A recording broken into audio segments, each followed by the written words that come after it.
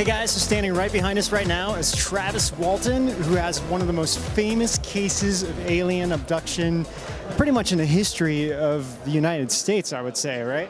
Yeah, actually, it's probably the most famous case in the world. A lot of you are probably familiar with the movie Fire in the Sky, which basically retells that story. Of course, Travis is telling us that it wasn't 100% accurate, obviously, with Hollywood.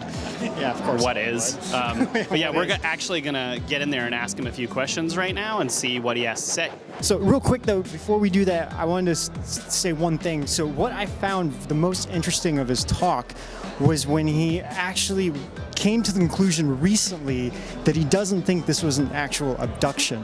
He actually believes that he was hit by something accidentally from the craft, which almost killed him, and then he was brought aboard, and he woke up in almost in the middle of their operation, and through that, trying to revive him or something, because whatever hit him was near life, it nearly killed him.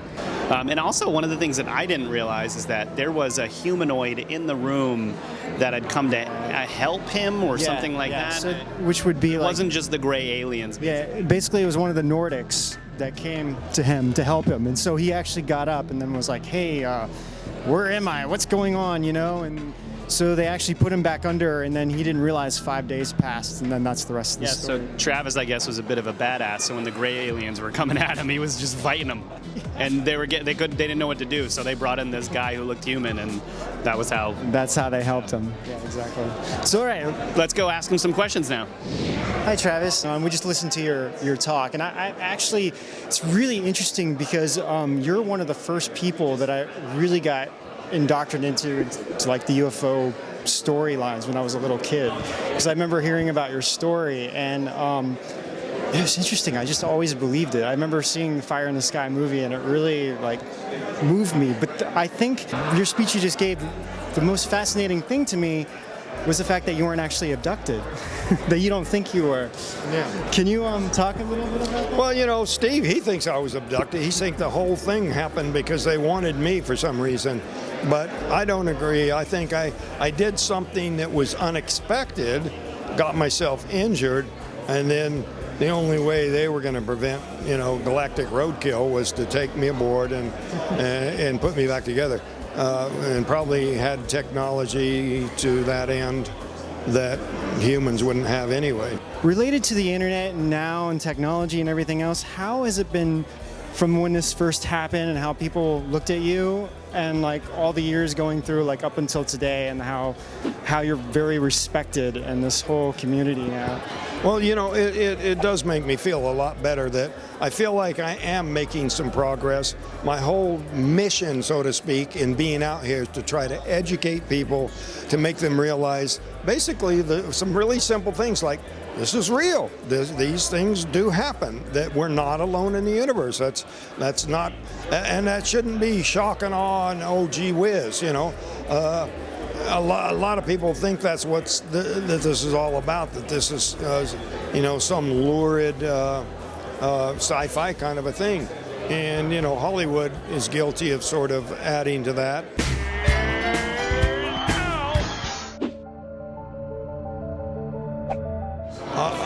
I don't think that our awareness of their presence is an accident. I think that with their level of technology, that they're perfectly capable of doing everything that they're doing here and remain completely undetected.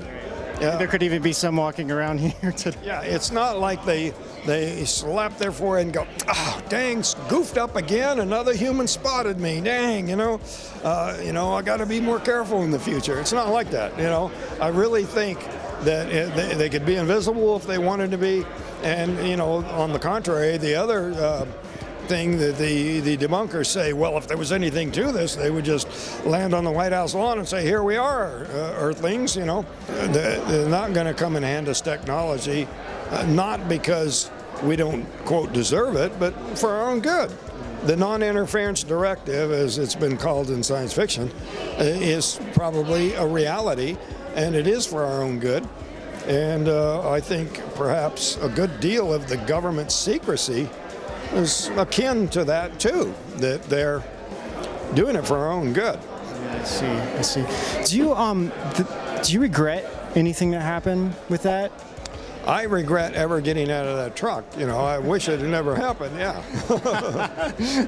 Do you ever feel like that you might have been chosen in a way? Well, that's Steve's theory, but I always preferred not to think like that. I tried to picture the scenario as being totally random, accident, brought it on myself, did something unexpected. What motivates you to keep doing what you're doing and who you are? Well, I have to admit, I kind of pulled back from it and just stayed away from it for a number of years. But what motivates me is the goal of promoting understanding, promoting the acceptance that we're not alone in the universe. I think that's important. A lot of what comes with that is a kind of understanding that I think will be unifying to humans. That's great. Thank you, Travis. I think Rob, my co-host right here, he just wanted to ask one quick question for you. Hey, Travis. I'm Rob, by the way. Hi, Rob. So my question to you is more about, it's been years since that happened. It's 2018. How do you feel like things have advanced since then? And do you feel like it's good for people to have this disclosure where people actually start to accept that there's alien life? And do you think we're closer to that right now? Yes, I think we are approaching that. That's been my goal, to help achieve that. Like these Navy pilots coming forward with that gun camera footage. Every bit of that incrementally is nudging people in the direction of acknowledging that this is real, and I think that's helpful to everyone in the long run. What would you say to someone who's still a skeptic about aliens existing? Well, I think it's preposterous for anyone to think, like I said in my talk, just in light of the enormity of how big the universe is and how old it is. The planets that literally are millions and billions of years more advanced than us. The idea that humanity could be this unique thing, just one little speck of life in all of if you understood just how vast it is, to me, that's what's preposterous. That's what's mind-boggling, that people can think that we're all there is, I guess my final question is, since that happened, have you had any other encounters at all, or was that the only one? Have you felt anything? Have you experienced anything else? I have experienced other things. I try to stick to just the things that I can document, and there's one in particular I can document. In 2014, February 19th, I left a meeting in MUFON Burbank, and we encountered one of these giant black triangles, which I wouldn't have told anybody about, except that there are 15 other people independently reported it too. Goodness, that's crazy, and that's probably the biggest event since what happened. And I was a little bit skeptical about the size that people were estimating. Everybody was saying how huge they are. I was saying, oh, come on, how can something that big actually stay up there? But they are that big. It blew my mind how big it was. This thing might have been an eighth of a mile, a quarter mile across. He was with me, my girlfriend was with me, and then we found out like 15 other people reported it by the next morning, independently, to a website that records these things. Now, I don't know for sure that that's an alien. It could be some secret military thing, but if it is ours, it's super, super futuristic. It could fly so big, something that massive could stop that fast. And why it stopped right over the top of me, I think, is significant.